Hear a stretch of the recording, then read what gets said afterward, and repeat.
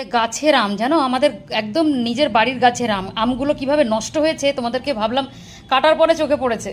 এটা একটা দেখো ওপর থেকে কি ভালো আম দেখতে লাগছে তো।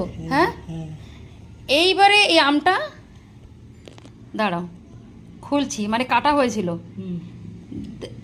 বাবা, দেখতে পাচ্ছ তোমরা? দাঁড়াও দেখো ভেতরে কি অবস্থা দেখো। হ্যাঁ কি অবস্থা, মানে গাছের আমগুলো সব দেখছি এরকম ভাবে নষ্ট হয়ে গেছে। দেখো ওপর থেকে তোমরা কেউ বুঝতে পারবে এই আম নষ্ট? একদম হ্যাঁ ভালো, ওই দেখো ভালো। ইস রে, আমরা কিভাবে এবার আমাদের গাছের আমগুলো নষ্ট হয়ে গেছে, কি করে হলো কে জানে, বুঝতে পারছি না। দেখো ওপর থেকে একদম মনে হচ্ছে দূর দূর দূর।